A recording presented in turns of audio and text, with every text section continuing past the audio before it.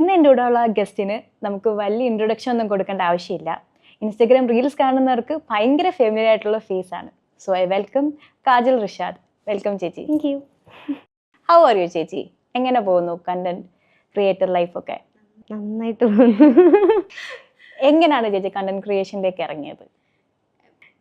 Basically ഞാൻ അത്ര വലിയ കണ്ടന്റ് ക്രിയേറ്റർ എന്നൊന്നും പറയാൻ പറ്റില്ല. ഞാൻ ഇതിലേക്ക് മോൾഡ് ചെയ്ത് വന്ന ഒരാളാണ്. ബിക്കോസ് ഞാൻ പഠിച്ചതുമായിട്ടോ ഒന്നും ബന്ധപ്പെട്ടൊരു ജോലിയല്ല ഞാനിപ്പോൾ ചെയ്തുകൊണ്ടിരിക്കുന്നത്. ഞാൻ പഠിച്ചതൊക്കെ ഞാൻ ലിറ്ററേച്ചർ ആയിരുന്നു. അതിനുശേഷം ഞാൻ വർക്ക് ചെയ്ത സ്പേസ് എന്ന് പറയുന്നത് ഒരു മാർക്കറ്റിംഗ് സ്പേസിലായിരുന്നു, ഒരു അക്കാഡമിയിലായിരുന്നു. അതിനുശേഷം അപ്പോഴും നമുക്ക് ഈ ചെറിയ ആർട്ടിസ്റ്റ് ആവണം, അല്ലെങ്കിൽ ഇങ്ങനെ എന്തെങ്കിലുമൊക്കെ ചെയ്യണം, അങ്ങനെ ഇഷ്ടമുള്ള ഒരാളായിരുന്നു, ചെറിയ ഇഷ്ടമൊക്കെ ഉള്ള ഒരാളായിരുന്നു. അപ്പം അങ്ങനെ ഇരിക്കുമ്പോഴാണ് ഈ പറഞ്ഞ മാതിരി നമ്മളെപ്പോഴും ഫോളോ ചെയ്യുന്ന ഒരു ചാനലായിരുന്നു, ഞങ്ങൾ ആ ടൈമിൽ ഫോളോ ചെയ്തിരുന്ന ഒരു ചാനലായിരുന്നു ഏഷ്യാവിൽ മലയാളം. അപ്പോൾ അവിടെ ഒരു ഓഫർ കാണുന്നതും ഞാൻ അവിടെ നിന്ന് റിസൈൻ ഇട്ട് ഇവിടെ ഇൻ്റർവ്യൂവിന് കയറി, അവിടെ ഓക്കെ ആയി, ഞാൻ റിസൈൻ ഇട്ട് ഞാൻ അവിടെ ജോയിൻ ചെയ്തു. അപ്പോഴും എനിക്ക് യാതൊരുവിധ ഐഡിയ ഇല്ല ശരിക്കും പറഞ്ഞാൽ കോണ്ടന്റ് റൈറ്റിംഗ്. എനിക്കെല്ലാം അറിയാമെന്നൊക്കെ പറഞ്ഞാൽ ഞാൻ അവിടെ കയറുന്നത്. ശരിക്കും പറഞ്ഞാൽ എനിക്കൊന്നും അറിയില്ല. എനിക്കൊരു 3-4 എൻ്റെ ക്ലോസ് സർക്കിളിൽ നിൽക്കുന്ന കുറച്ച് ഫ്രണ്ട്സ് ഉണ്ട്. ഇവരുടെ ഒരു ബലത്തിൻ്റെ പുറത്താണ്, എടി എന്തെങ്കിലും ആവട്ടെ, നിന്നെക്കൊണ്ട് പറ്റും. കാരണം നമുക്കൊന്നും പറ്റില്ലെങ്കിലും അവരുടെ സപ്പോർട്ട് ഉള്ളതുകൊണ്ട് നമുക്ക് ആ ഒരു ഉറപ്പിനാണ് ഞാൻ അവിടെ നിന്ന് ഇറങ്ങുന്നതും അവിടെ കണ്ടന്റ് ക്രിയേഷന് വേണ്ടിയിട്ട് കയറുന്നതും. പിന്നെ നമ്മുടെ ഒരാളുടെ ഇൻപുട്ട് അല്ല ഒരു കണ്ടന്റ് എന്ന് പറയുന്നത്, നമ്മുടെ ഒരു ഗ്രൂപ്പ് വർക്ക് എന്ന് വേണമെങ്കിൽ പറയാം. ശരിക്കും അവിടെ അതായിരുന്നു, ഞങ്ങളവിടെ നിൽക്കുന്ന ഒരു ഗ്രൂപ്പ് വർക്കിൽ നിന്ന് വരുന്ന കണ്ടന്റ്സ് ആണ് നിങ്ങളെല്ലാവരും കണ്ടുകൊണ്ടിരിക്കുന്നത്. അവിടെ നമ്മൾ എന്തെങ്കിലും ചെറിയൊരു ഐഡിയ ഇട്ട് കഴിഞ്ഞാൽ ഒരുപാടധികം ഇൻപുട്സ് അവർ നമുക്ക് തിരിച്ചു തരും. അതിൽ നിന്ന് ഞങ്ങളെല്ലാവരും കൂടി ഡെവലപ്പ് ചെയ്യുന്ന കണ്ടന്റ്സ് ആണ്. ഒരിക്കലും ഒരാളുടെ ആയിട്ട് നമുക്കത് പറയാൻ പറ്റത്തില്ല. അങ്ങനെയാണ് ഞാൻ ആ ഒരു ഫീൽഡിലേക്ക് ഇറങ്ങുന്നതും. പിന്നെ അവിടെ ഇപ്പോൾ 1 വർഷം നിന്നു. അതിനുശേഷം ഞാനിപ്പം ഇതുപോലെ തന്നെ ഇന്റർവ്യൂസ് എടുക്കുന്ന ഒരു പ്ലാറ്റ്ഫോമിൽ ഇരിക്കുന്നു. ഇന്റർവ്യൂസ് ഒക്കെ ഞാൻ കണ്ടായിരുന്നു കേട്ടോ. ഭയങ്കര ലൈവ്ലി ആൻഡ് ഭയങ്കര ഹാപ്പി ഇന്റർവ്യൂസ് ആണ്. അപ്പൊ ചേച്ചി പേഴ്സണൽ ലൈഫിലും ചേച്ചി ഇങ്ങനത്തെ ഒരാളാണല്ലോ, ഇത്ര ലൈവ്ലി, ഇത്ര ഹാപ്പി ഗോയിങ് പേഴ്സൺ ആണോ? ഞാൻ എപ്പോഴും അങ്ങനെ ഇരിക്കാൻ ആഗ്രഹിക്കുന്ന ഒരാളാണ്. എനിക്ക് ഒരുപാട് ടെൻഷൻസ് വലിച്ച് തലയിൽ വെക്കാൻ ആഗ്രഹിക്കാത്ത ഒരാളാണ് ഞാൻ. കാരണം എന്താ പറയുക, നമുക്ക് ചുറ്റുമുള്ളവരെ നമ്മളെ ഹാപ്പിയാക്കി നിർത്താൻ ഇഷ്ടപ്പെടുന്ന ഒരാളാണ്, ഒരുപാട് സംസാരിക്കാൻ ഇഷ്ടപ്പെടുന്ന ഒരാളാണ്. അപ്പം അങ്ങനെ വന്നതായിരിക്കും. കാരണം ഇങ്ങനെ ഇരിക്കണമെങ്കിൽ നമ്മൾ അധികം സംസാരിക്കണം. ഭയങ്കര ചിരിച്ച് ഭയങ്കര പ്ലസന്റ് ആയിട്ടുള്ള ഇന്റർവ്യൂസ് ആണ്. നമുക്കത് വേണമല്ലോ. ഓപ്പോസിറ്റ് ഇരിക്കുന്ന ആൾക്ക് ആ ഒരു പോസിറ്റിവിറ്റി കൊടുത്താലാണ് ആളിൽ നിന്നും നമുക്ക് തിരിച്ചു കിട്ടുന്നത്. ശരിയാ. റീസെന്റ് ആണ് ഞാൻ അറിഞ്ഞത് ചേച്ചി മാരീഡ് ആണ്, ചേച്ചിക്ക് ഒരു കുട്ടി ഉണ്ടെന്നുള്ള കാര്യം. അപ്പൊ എങ്ങനെയാണ് ഒരു family and work life balance എങ്ങനെയാണ് ചേച്ചി കൊണ്ടുപോകുന്നത്? ഇത് കംപ്ലീറ്റ്ലി എൻ്റെ ഫാമിലിക്ക് കൊടുക്കേണ്ട ഒരു ക്രെഡിറ്റ് തന്നെയാണ്. കാരണം ഞാൻ വളരെ ചെറിയൊരു ഏജിൽ കല്യാണം കഴിച്ച ഒരാളാണ്. എനിക്ക് തോന്നുന്നു എൻ്റെ 20s കല്യാണം കഴിഞ്ഞ ഒരാളാണ് ഞാൻ. 2021 ആ ഒരു ടൈം. കാരണം എൻ്റെ ഏജ് കേട്ടോ 2021 കല്യാണം കഴിഞ്ഞ ഒരാളാണ്. ഇപ്പോൾ 10 വർഷമായി എൻ്റെ കല്യാണം കഴിഞ്ഞിട്ട്. അപ്പോൾ എൻ്റെ കുഞ്ഞിന് ഇപ്പോൾ 7 വയസ്സാവുന്നു. അപ്പോൾ ഞാൻ നോക്കുമ്പം എനിക്ക് എൻ്റെ വീട്ടിൽ ഒരു മദർ-ഇൻ-ലോ ഉണ്ട്. ശരിക്കും പറഞ്ഞാൽ കല്യാണമൊക്കെ കഴിച്ച് കഴിഞ്ഞാൽ അവിടെ കുറേ പേര് അങ്ങനെ നിന്ന് പോകുന്ന ഒരു സ്ഥലത്ത് നിന്ന് ഞാൻ എൻ്റെ ഫാമിലിയുടെ സപ്പോർട്ട്, അപ്പോൾ എനിക്കിങ്ങനൊരു കാര്യത്തിൽ ഇഷ്ടമുണ്ട് എന്ന് പറഞ്ഞപ്പോഴും ഞാനിപ്പം ആ ഒരു അക്കാഡമിയിൽ വർക്ക് ചെയ്യാമെന്ന് പറഞ്ഞല്ലോ. ഞാൻ നീതൂസ് എന്ന് പറഞ്ഞിട്ടൊരു ലാംഗ്വേജ് അക്കാഡമിയിലായിരുന്നു ഞാൻ വർക്ക് ചെയ്തുകൊണ്ടിരുന്നത്. അപ്പോൾ അവിടുന്ന് ഞാൻ അത്രയും സെക്യൂർ ആയിട്ടുള്ള ഒരു ജോബായിരുന്നു അത്. മാർക്കറ്റിങ്ങിൽ എനിക്ക് മന്ത്ലി ഏൺ ചെയ്ത് കിട്ടുന്ന ഒരു പൈസ ഉണ്ടായിരുന്നു. സെക്യൂർഡ് ജോബിൽ നിന്നും ഭയങ്കര ഇൻസെക്യൂർ ആയിട്ടുള്ള ഒരു ഫീൽഡിലേക്കാണ് ഞാൻ ഇറങ്ങിയത്. കുറേ അധികം, അതായത് ഒരു 9 to 5 ജോബോ കാര്യങ്ങളോ ഒന്നും അല്ലാത്തൊരു ഫീൽഡിലേക്കാണ് ഞാൻ ഇറങ്ങിയത്. അപ്പോൾ അങ്ങനെ ഇറങ്ങുമ്പം അത് ആ ഫാമിലിയുടെ സപ്പോർട്ട് ഉറപ്പായിട്ടും വേണം നമുക്ക്. കാരണം എന്നെ അത്രയും സപ്പോർട്ട് ചെയ്തത് എൻ്റെ ഹസ്ബൻഡ് തന്നെയാണ്. ഇതിനേക്കാളൊക്കെ അപ്പുറത്ത് ഞാനൊരു മുസ്ലിം ഫാമിലിയിൽ നിന്നാണ്. അപ്പോൾ അതിൻ്റേതായ കുറേ അധികം പ്രശ്നങ്ങൾ ആദ്യ ടൈമിൽ ഞാൻ ഫേസ് ചെയ്തിട്ടുണ്ടായിരുന്നു. എനിക്ക് തോന്നുന്നു ഞാൻ ഇപ്പോൾ ഇതിലേക്ക് വന്നിട്ടൊരു 3 years ആവുന്നതേ ഉള്ളൂ. അപ്പോൾ ഞാൻ ഈ ഇറങ്ങിയപ്പോൾ പലരും എൻ്റെ അടുത്ത്, കാരണം ഞാൻ കല്യാണം കഴിച്ച് വന്നിരിക്കുന്നതുകൊണ്ട് എൻ്റെ അടുത്ത് അധികമാരും ചോദിക്കില്ല, പക്ഷേ കൂടുതലും ചോദ്യങ്ങൾ കേട്ടിരുന്നത് എൻ്റെ ഹസ്ബൻഡായിരുന്നു. എന്തിനാണ് അവളെ ഇങ്ങനെ ഒരു വർക്കിലേക്ക് വിടുന്നത് എന്ന് ചോദിച്ച് കുറേ അധികം ക്വസ്റ്റ്യൻസ് വന്നിട്ടുണ്ടായിരുന്നു. പക്ഷേ അപ്പോഴൊക്കെ പുള്ളി പറഞ്ഞിരുന്നത് അത് അവളുടെ ഇഷ്ടമാണ്, അവളെന്താ ചെയ്യേണ്ടതെന്നുള്ളത് അവളാണ് തീരുമാനിക്കേണ്ടത്, അതിൽ ഞാൻ പോലും ഇടപെടുന്നത് ശരിയല്ല എന്നുള്ള രീതിയിൽ ആ ഒരു സ്റ്റാൻഡ് എടുത്തതുകൊണ്ടും അവരത്രയ്ക്കും കൂടെ നിന്നതുകൊണ്ടുമാണ് ഇപ്പോൾ ഇങ്ങനെയൊക്കെ നിൽക്കാൻ പറ്റുന്നതും. ഇനി എനിക്ക് കുറേ അധികം ഞാൻ മാനിഫെസ്റ്റ് ചെയ്യുന്ന കുറേ അധികം കാര്യങ്ങളുണ്ട്. അതിലേക്കൊക്കെ എത്താൻ എൻ്റെ ഫാമിലി തന്നെയാണ് എന്നെ ഏറ്റവും കൂടുതൽ സപ്പോർട്ട് ചെയ്യുന്നത്. ഭയങ്കരമായിട്ട് അപ്രീഷിയേറ്റ് ചെയ്യേണ്ട ഒരു കാര്യമാണ് അത്. ഞാനും വിചാരിച്ചു ഇങ്ങനെ ഒരു മുസ്ലിം ഫാമിലിയിൽ നിന്ന് നമ്മൾ വരുമ്പോൾ ചേച്ചി ഫോട്ടോസ് ഒക്കെ കാണുമ്പോൾ തട്ടമിടുന്ന ഒന്നും നമ്മളങ്ങനെ കണ്ടിട്ടില്ല. അപ്പോൾ ഞാൻ വെച്ചാൽ അത്രയും ഫോർവേഡ് തിങ്കിങ് ആയിട്ടുള്ള ആൾക്കാരായിരിക്കും എന്നൊരു ചിന്ത വന്നായിരുന്നു. അപ്പൊ ചേച്ചി പറഞ്ഞു മോന് 7 വയസ്സ് ആവുന്നു. അപ്പം ഇപ്പൊ ചേച്ചി പുറത്തൊക്കെ പോകുമ്പോൾ ആൾക്കാർ റെക്കഗ്നൈസ് ചെയ്യുന്നുണ്ടല്ലോ. അപ്പൊ ആ ഒരു പ്രൈവസി പ്രശ്നം എപ്പോഴെങ്കിലും തോന്നിയിട്ടുണ്ടോ? ലൈക്ക് മോനാണെങ്കിൽ അതൊരു ബുദ്ധിമുട്ടായിട്ടോ അങ്ങനെ എന്തെങ്കിലും? ഇല്ല, അവൻ ഇടയ്ക്ക് പറയും, ആരെങ്കിലും ചിരിച്ചുകൊണ്ട് വരുമ്പോൾ ഓ നിന്നെ തിരിച്ചറിഞ്ഞിട്ട് വരുന്നതായിരിക്കും എന്ന് പറയും. അങ്ങനെയൊക്കെ പറയും. അല്ലാതെ അവൻ അങ്ങനെ ഇഷ്യൂസ് ഒന്നുമില്ല. പിന്നെ അവൻ അതിനുള്ള കാരണം ഇതുകൊണ്ടായിരിക്കാം അങ്ങനെ തിരിച്ചറിയുന്നത്. ഇപ്പം റീസെൻ്റ്ലി വാഴ കണ്ടപ്പോൾ, വാഴയിൽ ഹാഷിറിനെ കണ്ടപ്പോൾ ഇവൻ യൂട്യൂബിൽ ഇങ്ങനെ കാണുന്ന കുറേയധികം ഫേസസ് അതിനകത്തുണ്ടല്ലോ. ഇപ്പം അല്ലമീൻ്റെ ആണെങ്കിലും ഹാഷിറിൻ്റെ ആണെങ്കിലും ഒക്കെ. അപ്പം ഇവൻ പറയുമ്പം ഹാഷിറിനെ കണ്ടപ്പോൾ ചേട്ടാ ഞാൻ യൂട്യൂബിൽ കണ്ടിട്ടുണ്ട്. അപ്പം ഞാൻ ചോദിക്കും നീ അപ്പം എന്നെ കണ്ടിട്ടില്ലേ എന്ന് ഞാൻ ചോദിച്ചിട്ടുണ്ട്. അപ്പം ശരിക്കും എനിക്ക് തോന്നുന്നത് എല്ലാ ദിവസവും എന്നെ കണ്ടുകൊണ്ടിരിക്കുന്നതുകൊണ്ട് അവൻ ആ ഒരു ഇതില്ല. പക്ഷെ പുറത്തുനിന്ന് നോക്കുമ്പോൾ അവൻ ആ ഒരു എക്സൈറ്റ്മെന്റ് ഫീല് കിട്ടുന്നുണ്ട്. അത്രേ ഉള്ളൂ. ചേച്ചി നേരത്തെ പറഞ്ഞു ചേച്ചി ക്രിയേറ്റീവ് ആവാൻ ഇഷ്ടമാണ്, ക്രിയേറ്റീവ് ഫീൽഡിലേക്ക് വരാൻ ഇഷ്ടമാണ്. അപ്പോൾ ചേച്ചിക്ക് കുഞ്ഞിലെ ആരാവാനായിരുന്നു ആഗ്രഹം? എനിക്ക് പ്രത്യേകിച്ച് ആഗ്രഹമില്ലായിരുന്നു. ജീവിച്ചു പോയാൽ മതി എന്നായിരുന്നു. സത്യമായിട്ടും നമ്മുടെ മുകുന്ദനുണ്ണിയിലൊക്കെ പറയില്ല ആരെങ്കിലൊക്കെ കല്യാണം കഴിച്ച് സുഖമായിട്ട് എവിടെയെങ്കിലും നിൽക്കാം, അതിന്റെ പറയാൻ എന്തെങ്കിലുമൊക്കെ ചുമ്മാ അറിയില്ല. നേരത്തെ കല്യാണം കഴിച്ചത് അതുകൊണ്ടല്ല, ഞങ്ങൾ പയ്യെ കല്യാണം കഴിച്ചാൽ മതി. ഞങ്ങൾ മാരേജ് ആയിരുന്നു, പയ്യെ കല്യാണം കഴിച്ചാൽ മതി എന്നിങ്ങനെ ഓർത്തിരിക്കുമ്പോൾ പക്ഷേ ഞാനും പുള്ളിയും തമ്മിലൊരു 8 വയസ്സിന് വ്യത്യാസമുണ്ട്. ഞങ്ങൾ ഏജ് ഡിഫറൻസും ഉണ്ട്. അപ്പോൾ എന്താണെന്ന് വെച്ച് കഴിഞ്ഞാൽ പുള്ളിയുടെ വീട്ടിൽ ഭയങ്കരമായിട്ട് ആലോചിക്കുന്നു. കാരണം പുള്ളിനെ പെട്ടെന്ന് എന്തായാലും കെട്ടിക്കണം. കാരണം ഞാൻ 20 നിൽക്കുമ്പോൾ പുള്ളിക്ക് 28 ഓൾറെഡി ആയി. അപ്പോൾ പുള്ളിയുടെ വീട്ടിൽ ഭയങ്കര. അപ്പം ഞാൻ പറഞ്ഞു ഇല്ല, നമ്മുടെ പ്ലാൻ എന്താ, ഒരു 4-5 വർഷം കഴിഞ്ഞിട്ട് കെട്ടണമെന്ന് തന്നെ ഞങ്ങൾക്ക് വലിയ പ്ലാനൊന്നും ഇല്ലായിരുന്നു. അത് വേറെ കാര്യം. ഞങ്ങൾക്ക് ഇങ്ങനെ പോയാൽ മതിയായിരുന്നു. പക്ഷേ സേഫാണ് അങ്ങനെ. ആ സമയത്ത് വീട്ടുകാർ ഇടിച്ചങ്ങ് കെട്ടിച്ച്. ചേച്ചി നേരത്തെ പറഞ്ഞു മാർക്കറ്റിംഗിലായിരുന്നു ആദ്യം, പിന്നെ ഏഷ്യാവില്ലിൽ വന്നു, ഇപ്പൊ സ്റ്റോറീസ് ബൈ ഒറിജിനൽസിൽ ആക്ടറാണ്, ഇന്റർവ്യൂർ ആണ്. അപ്പം ഈ ഒരു ഫേസ് ചേച്ചി ഇങ്ങനെ ആലോചിക്കുമ്പോൾ how do you feel about your self? അയ്യോ, ഞാൻ ഭയങ്കര പ്രൗഡാണ്. കാരണം ശരിക്കും പറഞ്ഞാൽ ഒരുപാടധികം പേര് സ്ട്രഗിൾ ചെയ്യുന്ന ഒരു കാര്യമാണ് ഇവിടെ പിടിച്ചു നിൽക്കുക എന്നുള്ളത്. അപ്പോൾ അതിൽ ഇപ്പം ഇത്രയും വന്നു. കാരണം ഏഷ്യാവില്ലിൽ വന്നു, അവിടെ നിന്നൊരു ഫേസ് എനിക്ക് കിട്ടി.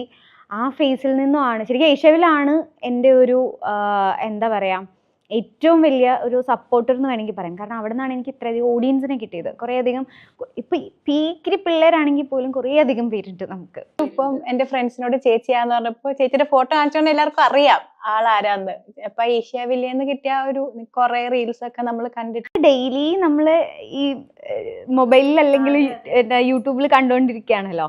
അപ്പം അതിൻ്റെ ഒരു പ്രൗഡാണ് ആ കാര്യത്തിൽ. കാരണം അവിടുന്ന് ശരിക്കും ഒരു 2 വർഷത്തിൽ എനിക്ക് കിട്ടിയേക്കുന്നത് ഒരു ഗ്രോത്ത് എന്ന് പറഞ്ഞു കഴിഞ്ഞാൽ അത് ചെറുതല്ല, അത് വലുതാണ്. ശരിക്കും പറഞ്ഞാൽ അതിൽ ഞാൻ ഭയങ്കര പ്രൗഡാണ്.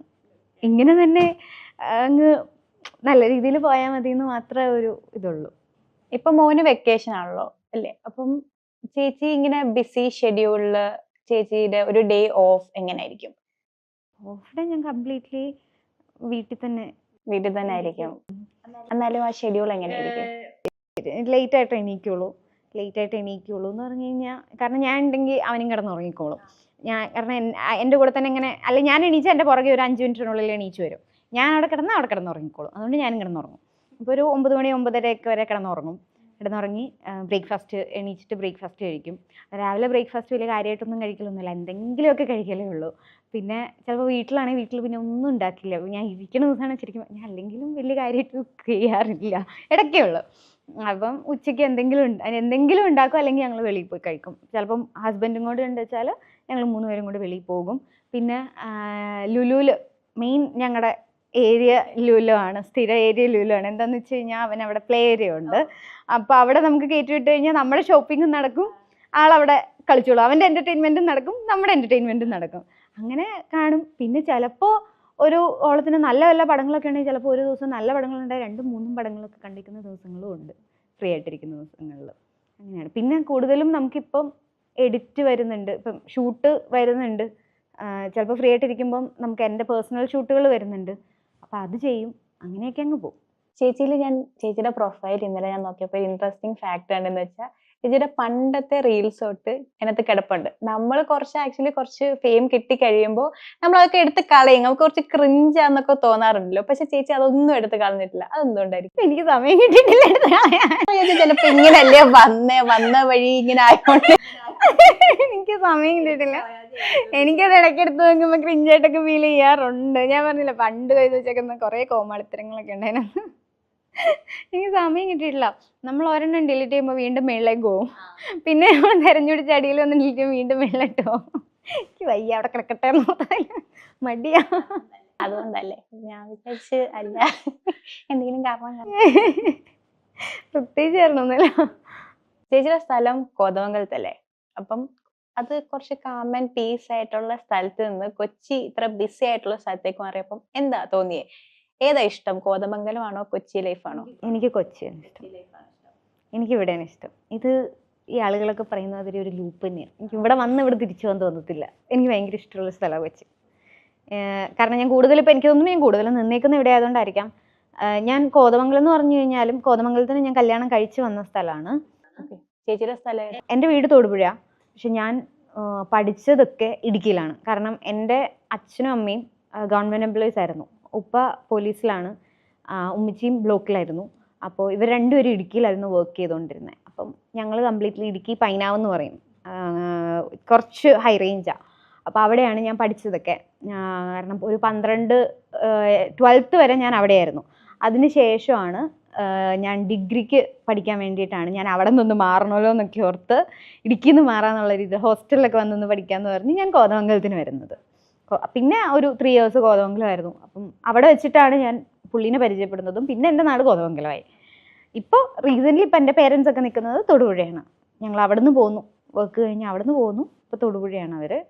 അപ്പം ശരിക്കും പറഞ്ഞാൽ എനിക്ക് കൊച്ചി കഴിഞ്ഞാൽ എനിക്ക് ശരിക്കും പറഞ്ഞാൽ കോതമംഗലത്തിനേക്കാളും ഇഷ്ടം ഇടുക്കിയാണ്. കാരണം എനിക്ക് കുറേ അധികം നൊസ്റ്റാൾജിയ ഉള്ളത് അവിടെയാണ്. ഞാൻ 12 വർഷം നിന്ന സ്ഥലമാണ്. ചേച്ചി പറഞ്ഞു ലവ് മാരേജ് ആയിരുന്നു. അപ്പം അന്ന് ചേച്ചി കല്യാണം കഴിച്ച സമയത്ത് ചിലപ്പോൾ അത്ര അക്സെപ്റ്റബിൾ ആയിരിക്കത്തില്ലായിരിക്കും ലവ് മാരേജ് ഒക്കെ അല്ലേ? അപ്പൊ ലൈക്ക് എങ്ങനെയായിരുന്നു ആ ഒരു നിങ്ങളുടെ പ്രേമം പിന്നെ കല്യാണം, ആ ഒരു ചേച്ചിയുടെ ഓർമ്മകൾ എന്തൊക്കെയായിരുന്നു? ഞങ്ങൾ കോളേജിൽ ഞാൻ ഫസ്റ്റ് ഇയർ പഠിക്കുമ്പോഴാണ് എൻ്റെ ബെസ്റ്റ് ഫ്രണ്ടിൻ്റെ കസിനായിരുന്നു പുള്ളി.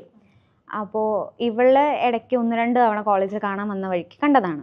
ശരിക്കും ആ ടൈമിൽ ആർക്കും അറിയില്ലായിരുന്നു. ഈവൻ അവളോട് പോലും ഞാൻ പറഞ്ഞില്ല, എനിക്ക് പേടിയായിരുന്നു. ഞങ്ങൾ അന്ന് ഫേസ്ബുക്കിൽ ത്രൂ ആണ് ചാറ്റിങ് വരുന്നത്. ഫേസ്ബുക്കിൽ ചാറ്റിങ് തുടങ്ങി. അങ്ങനെ ഞങ്ങളൊരു 6-7 മാസം ഇങ്ങനെ ഡേറ്റ് ചെയ്തു. അതിനുശേഷം പുള്ളിയുടെ വീട്ടിൽ പുള്ളി പറഞ്ഞു, പുള്ളിക്ക് ഉമ്മ മാത്രമേ ഉള്ളൂ, വേറെ ആരും ഇല്ല, ഒരുത്തായേ ഉള്ളൂ, അച്ഛനില്ല.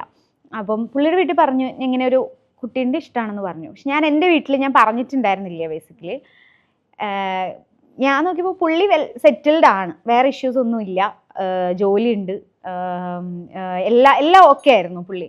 അപ്പോൾ പുള്ളിയുടെ വീട്ടിൽ വേറെ കല്യാണം ആലോചിച്ചപ്പോൾ പുള്ളി അത് കാര്യം അവതരിപ്പിച്ചു. പക്ഷെ എൻ്റെ വീട്ടിൽ ഞാനന്ന് ചെറുത്, എന്നെ ഒരിക്കലും കെട്ടിച്ച് വിടത്തില്ല. കാരണം ഞാൻ പഠിച്ചുകൊണ്ടിരിക്കുക. ആ സമയത്ത് എന്താണെങ്കിലും എൻ്റെ പേരൻസ് കെട്ടിക്കത്തില്ല.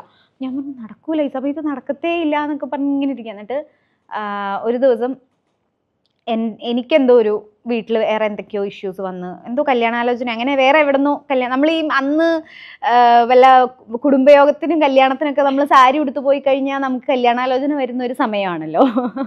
അങ്ങനെ എന്തോ ഒരു കല്യാണാലോചന വന്നപ്പോൾ ഞാൻ പറഞ്ഞു വീട്ടിൽ വിഷയമായി തുടങ്ങി എന്ന് പറഞ്ഞു. അപ്പോൾ പുള്ളി ഇങ്ങനെ വഴിയിൽ വെച്ച് കണ്ടിഷ്ടപ്പെട്ടതാണെന്നൊക്കെ പറഞ്ഞു പുള്ളിയുടെ ഒരു ഫ്രണ്ടിനെ കൂട്ടി വീട്ടിലേക്ക് പെണ്ണ് കാണാൻ വന്നു.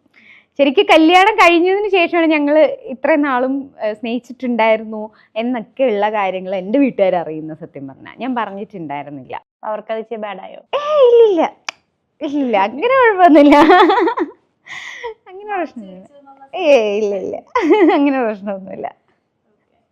ഇപ്പം ചേച്ചിയുടെ 15 വയസ്സ് ഉള്ള ചേച്ചിയോട് എന്തെങ്കിലും സംസാരിക്കാൻ പറ്റിയെന്ന് വെച്ചോ, ചേച്ചി എന്തായിരിക്കും പറയുന്നത്? ഇതൊക്കെ കുറച്ച് മുമ്പ് തുടങ്ങാൻ പാടില്ലായിരുന്നു, എൻ്റെ കുറെ നല്ല പ്രായം വെറുതെ പോയല്ലോ എന്ന് ഞാൻ ഇടയ്ക്ക് ആലോചിക്കാറുണ്ട്. എങ്ങനെ തോന്നാറുണ്ട്, കുറച്ചുകൂടി ആക്റ്റീവ് ആവാമായിരുന്നു കുറച്ച് മുമ്പ്. കാരണം നമ്മൾ ആ സമയത്തൊക്കെ നോക്കിയിരുന്നത് ഫിനാൻഷ്യൽ സ്റ്റെബിലിറ്റി ആണ്. കാരണം ഡിഗ്രി കഴിഞ്ഞു, PG ഞാൻ ഓൺലൈനിലെടുത്തു. അപ്പോഴത്തേക്കും കുഞ്ഞായി. കുഞ്ഞായി കഴിഞ്ഞപ്പോൾ എനിക്ക് പിന്നെ അവൻ്റെ അടുത്ത് മാത്രം നിന്നാൽ മതി എന്നായി, വേറെ ഒന്നും വേണ്ട. അപ്പം ഞാൻ ബേസിക്കലി ഞാൻ നോക്കിയത് വീട്ടിലിരുന്ന് ചെയ്യാൻ പറ്റുന്ന വർക്ക് നോക്കിയിട്ടാണ് ഞാനിവിടെ ഒരു അക്കാഡമിയിൽ ഓൺലൈനിൽ അത് വീട്ടിലിരുന്ന് വർക്ക് ചെയ്താൽ മതിയായിരുന്നു, വർക്ക് ഫ്രം ഹോം ആയിരുന്നു. ഓക്കെ, എൻ്റെ final question is that who is kajal Rishad? Kajal Rishad ആരാ എന്ന് ചോദിച്ചു കഴിഞ്ഞാൽ ചേച്ചിയുടെ മറുപടി എന്തായിരിക്കും? കുറേ അധികം സ്വപ്നങ്ങൾ കാണുന്ന ഒരാളാണ്. കുറേ അധികം സ്വപ്നങ്ങൾ. എനിക്കൊരു നായികയാവണമെന്നൊന്നുമില്ല, പക്ഷെ എനിക്ക് നല്ലൊരു നടിയാവണമെന്നുണ്ട്. അതിനൊരുപാടധികം പരിശ്രമിച്ചുകൊണ്ടിരിക്കുന്ന ഒരാളാണ്. ഞാൻ പറഞ്ഞല്ലോ, ഇപ്പം ഇത്രയും നാൾ കഴിഞ്ഞിട്ടാണെങ്കിൽ പോലും ഇപ്പോഴും പലരും ചിലപ്പോൾ കളിയാക്കും നമ്മളെ, ഇനിയിപ്പോൾ ഈ ഏജിൽ എന്താവാൻ. പക്ഷെ അല്ല, ഞാൻ അതിന് വേണ്ടിയിട്ട് എന്നൊരു പ്രായമില്ല, അതിന് വേണ്ടിയിട്ട് ഞാൻ പരിശ്രമിച്ചുകൊണ്ടിരിക്കുന്നു. ശരിക്കും ഒരു ഡേ ഡ്രീമർ എന്നൊക്കെ വേണമെങ്കിൽ പറയാം. ഭയങ്കര ഹാർഡ് വർക്കിംഗ് പേഴ്സൺ ആണ് ലിറ്ററലി. അപ്പൊ എന്തായാലും ചേച്ചി പറഞ്ഞ പോലെ ചേച്ചിയുടെ ആഗ്രഹങ്ങളൊക്കെ നടക്കട്ടെ, ഒരു നടിയായി കാണാൻ പറ്റട്ടെ, ഉടനെ തന്നെ മിനി സ്ക്രീനിലൊക്കെ കാണാൻ പറ്റുമെന്ന് ഞാൻ പ്രതീക്ഷിക്കുന്നു. എന്തായാലും ചേച്ചിയുടെ ടൈം ഇത്ര എനിക്ക് വേണ്ടി സ്പെൻഡ് ചെയ്തതിൽ ഞാൻ ഭയങ്കര ഹാപ്പിയാണ്. താങ്ക് യു ഫോർ കമ്മിങ് ചേച്ചി.